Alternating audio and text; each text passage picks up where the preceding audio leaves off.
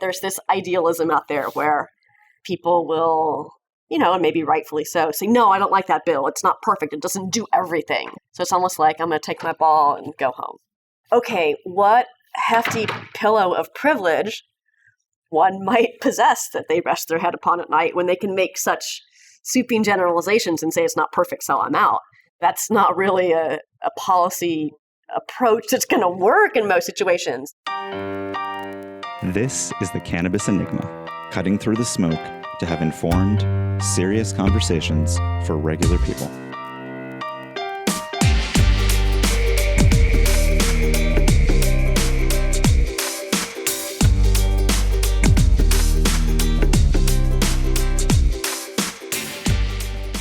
Hello, I'm Dr. Cody Peterson. And I'm Alana Goldberg.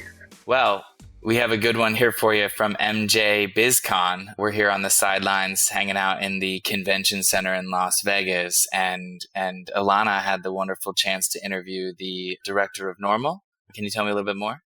Yeah, so it was the development director, actually, of NORML. And I just realized their name is JM and it was at MJ Biz. I can't believe I didn't catch that before. It's like just the letters flipped. Anyway, that's not the interesting part of the interview. Thank goodness. No, that's not the interesting part. So for anyone who knows NORML, probably not surprising that the main topic of this conversation was normalization of cannabis, also legalization. And something that I found really interesting about the interview with JM was digging into patient rights and all of the work that NORML does around patient rights in the United States. Again, for anyone who doesn't know the organization, it's split up into local chapters, and then there's also a kind of federal umbrella body. And JM is involved in both in their local chapter and then also at the federal level. So we kind of jumped around there a bit. There's some nice explanations in. I won't do any spoilers there. Have you had anything to do with NORML in the States, Cody? Not yet, but it's definitely an organization I'm looking at getting involved with. I think they're doing some really incredible work, and I can't wait to hear what JM Pedini had to say. Yeah, so let's jump straight to the interview. And remember, after the interview, stick around because we'll have our usual segment with our partners at ASA, Americans for Safe Access. Let's have a listen. Can't wait.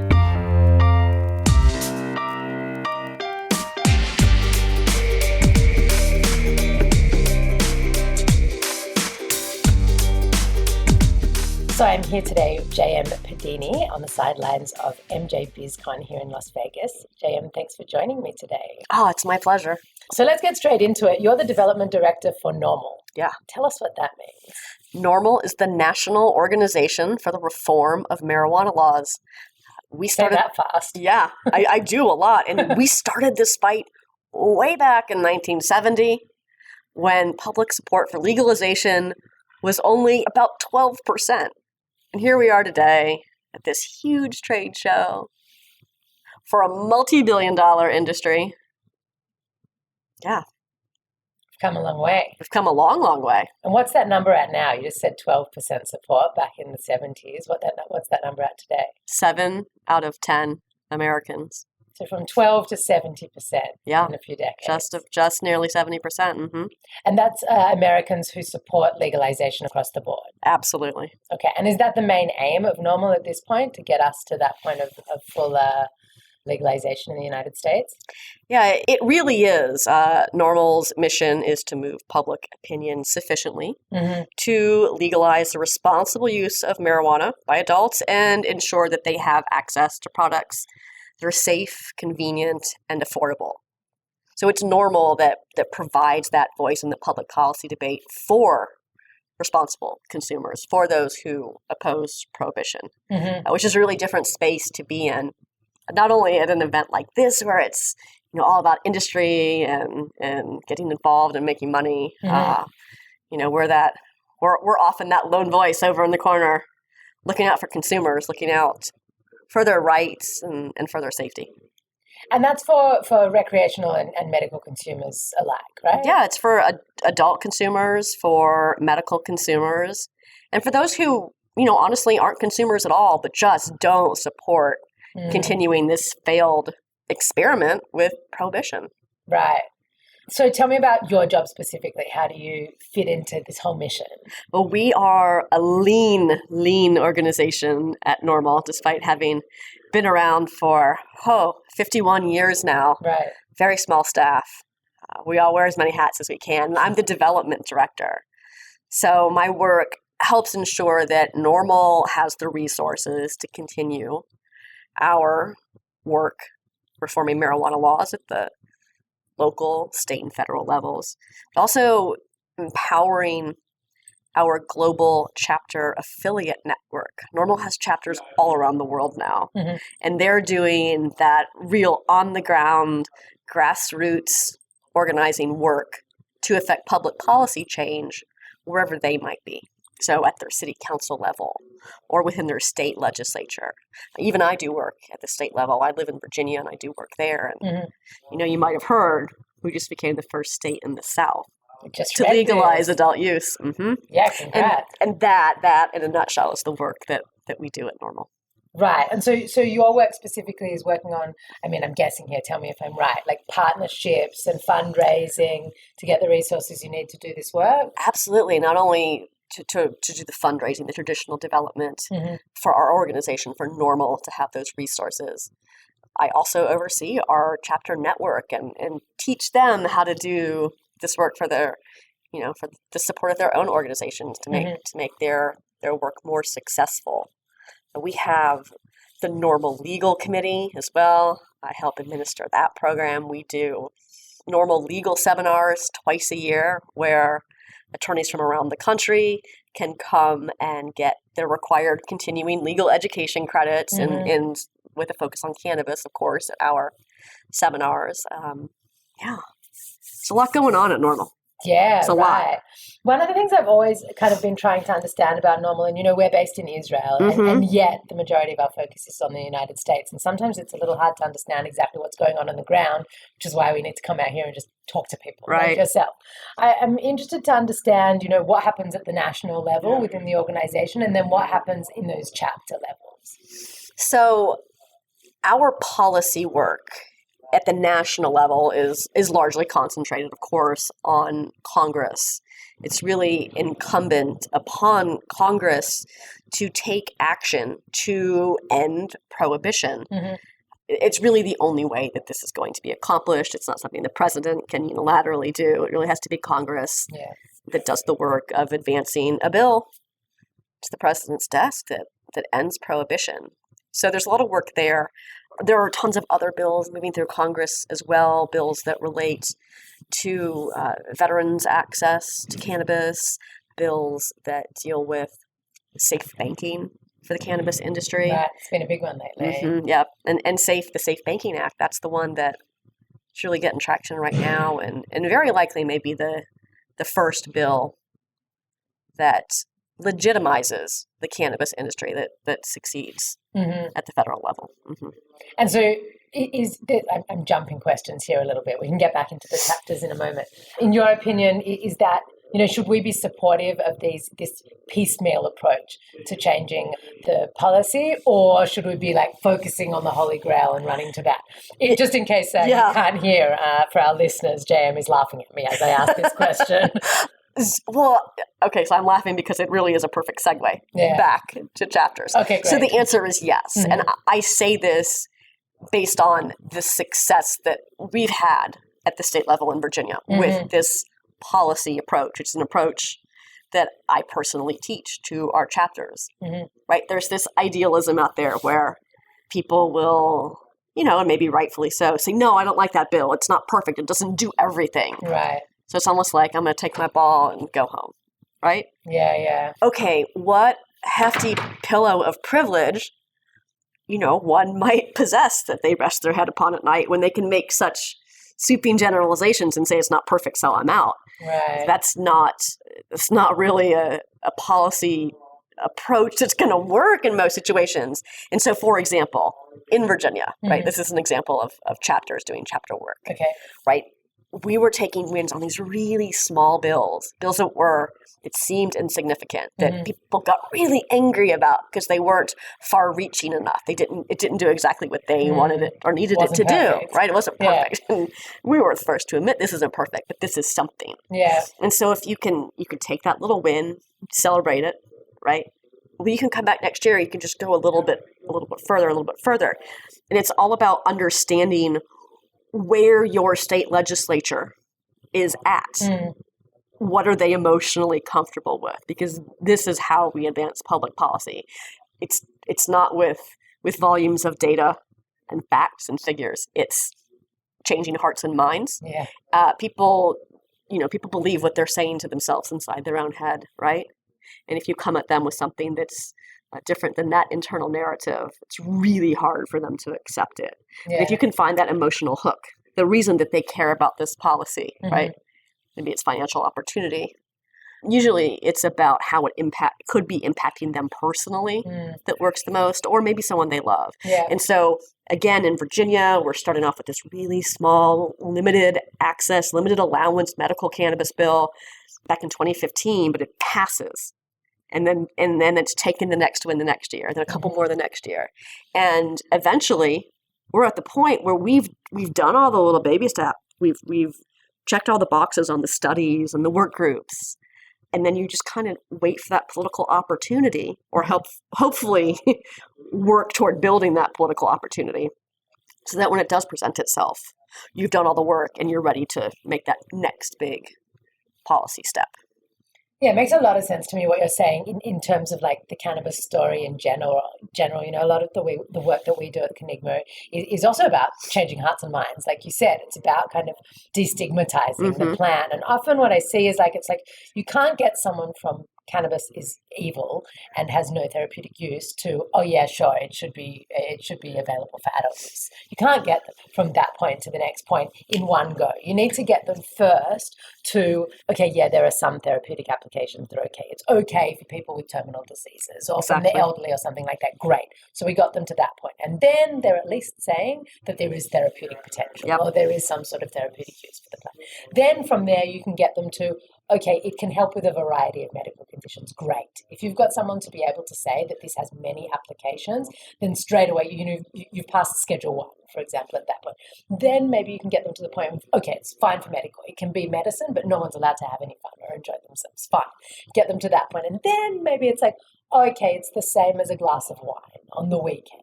You know, and it's like, and no, you might not get that one person all the way from that kind of like point A to point whatever I got to, then N or something like that. Sure. But I think the more people we can just start pushing along that process, the better. And then you don't know which one of these people has a wife that works in policy or, you know, a sister who's on this committee. And I guess it kind of like all fits in together. But I really feel like it's that like going through the process on every different level that we just need to keep doing over and over again.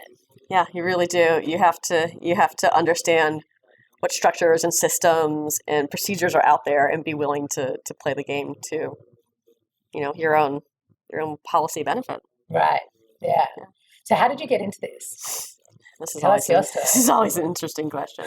Okay, and I've like, I would like to think that by this point I had mastered the artful technique of condensing it into some just delicious little nugget. I have not. Give us what you got. It's all right. Right. So I've had cancer twice. Okay. And the second time it wasn't cute. It was, you can try to prolong your life with some chemo and radiation, or your only curative possibility is a stem cell transplant. Wow. So there were just not a lot of good options, and they were like, well, you might die from that, but you're going to die either way. So what type of cancer? Hodgkin's lymphoma. So spoiler alert, tried the stem cell transplant. But my oncologists were, I think honest is probably a good way to describe this. And, I became very concerned about facing cancer a third time. The chemotherapy that I had for my stem cell transplant actually causes more cancer.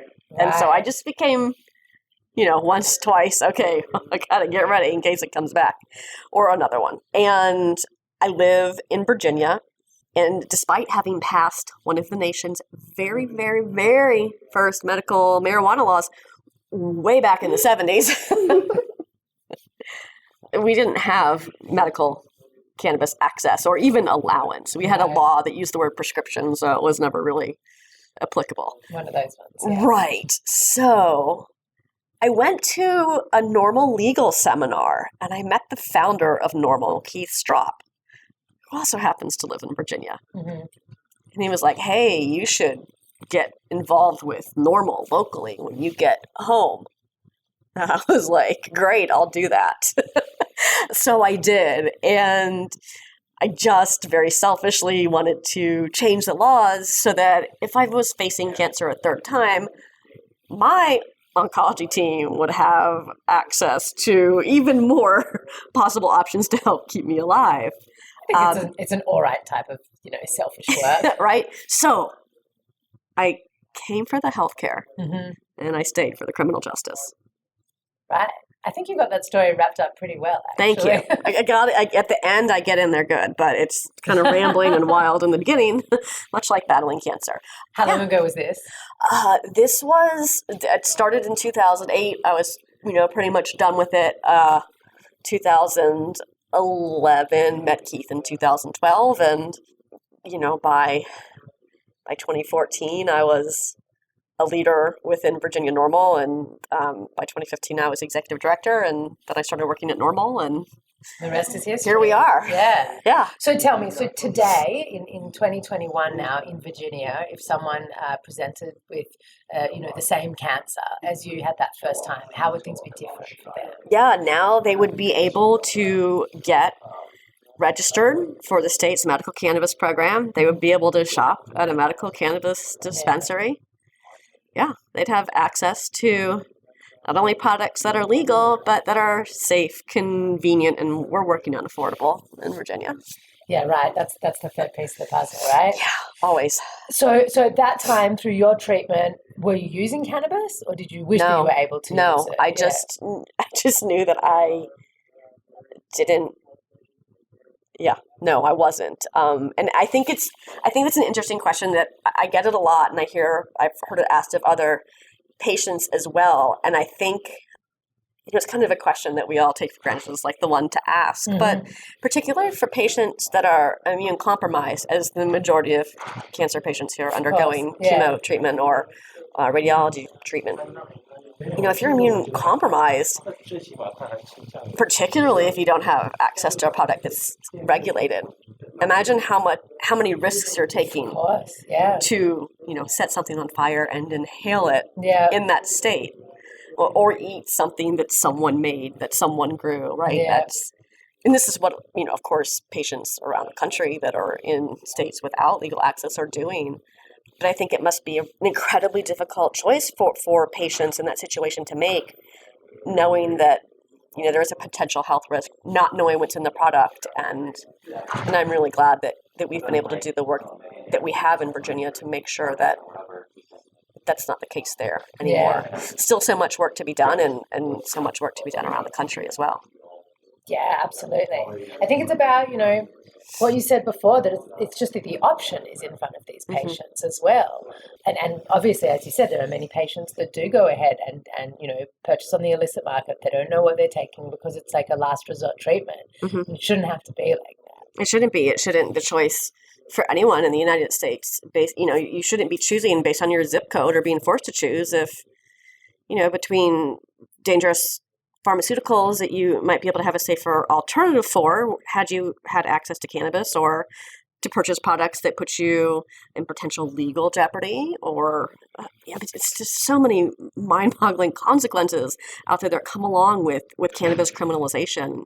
And it's definitely easier to make progress on the medical side, and that's what we've seen happen around the country, and most states now do have a medical cannabis program.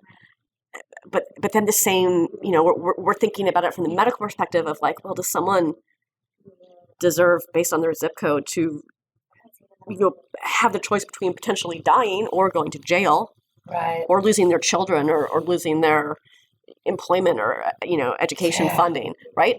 That's something we can all kind of that's an emotional connection most people can hook into pretty quickly.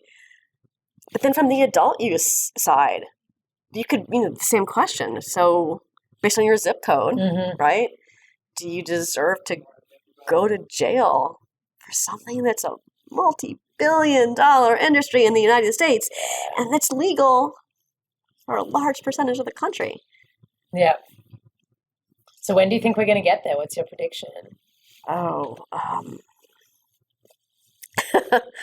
well, I don't think, maybe I'm just a bit of a pragmatist because I'm living in Virginia now. I think the bill that we see the most potential for passage in this Congress is the Safe Banking Act. Mm-hmm. It'd be great if it were this Congress that also passes a bill to end federal prohibition on cannabis, but it might be more likely that that's in the next Congress. Right. I don't know. Some people are more optimistic than I am, but I think a general idea is that safe banking's gotta pass first. Right. I hope you're wrong, but you're too. Probably not. Yeah, it'd be good to be wrong about this one. So I know you're probably keen to get back to the thousands of booths to get around now and keep pounding the floor of the expo. But before we finish up, I want to ask you, for any of our listeners who are interested in getting involved in NORML, what can they do? I can't wait for this. So yes, please listen. If every Thursday you would love to get a concise email delivered fresh to your inbox that tells you the latest in cannabis policy and science news, we've got you. You can head straight to norml.org/subscribe. Mm-hmm. Sign up for our newsletter. We won't ever spam you, sell it, or share it. But yeah, not only can you get access to all of this information, from science to policy to what's legal and not legal in this, that, or the other state, at the NORML website, you can become a member of NORML at norml.org/join. Get an awesome membership card in the mail, a letter, and it really gives supporters a way to show their commitment to this movement, to the work that we're doing to legalize it and to legalize America. Super important work. Thank you for all the work and for joining me here today. We'll put all those links that you mentioned in the show notes so that the listeners can click on them easily and go and join and subscribe and do all those things you mentioned. And enjoy the rest of the conference. Thanks so much for talking with me.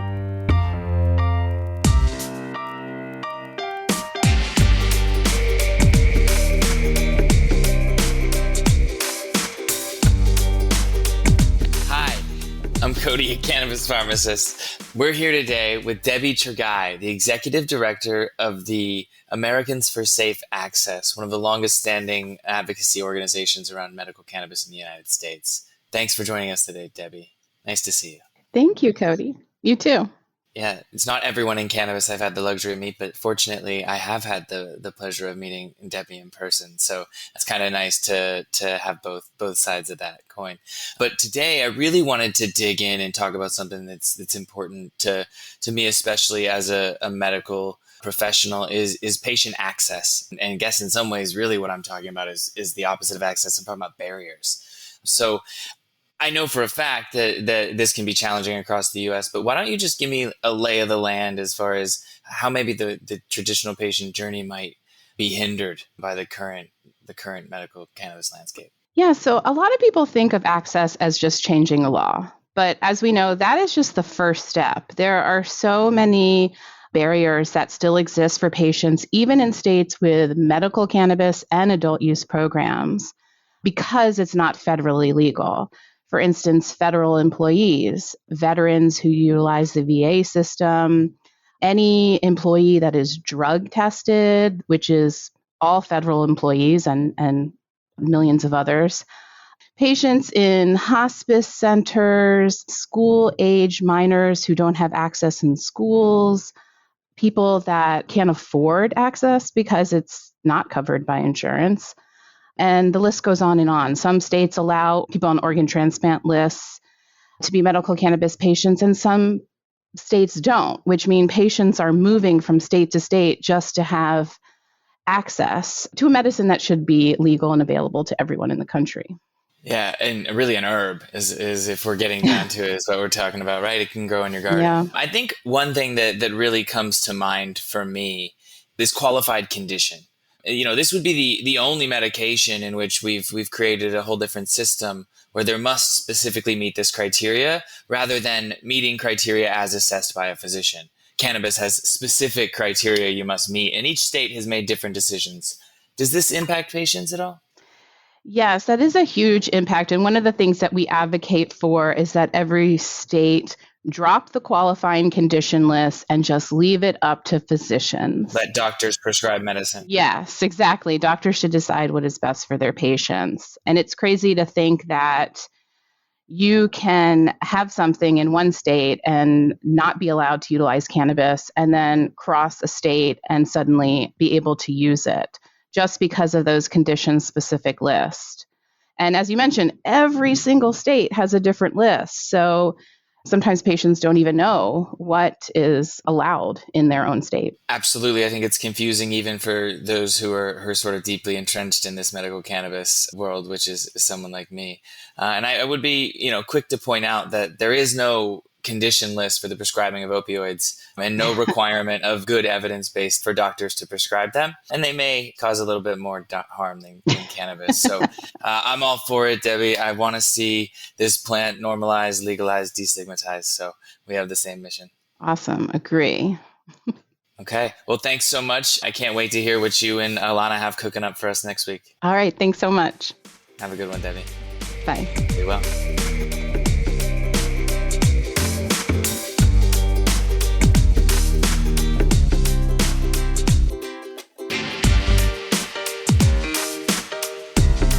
I'm Alana Goldberg. This episode of the Cannabis Enigma podcast was executive produced by myself, with production assistance from Dr. Cody Peterson and Ed Weissman, and edited by our friends at We Edit Podcasts. If you enjoyed the episode, feel free to like, rate, and share. It helps other people find the podcast, and it's really nice for us as well.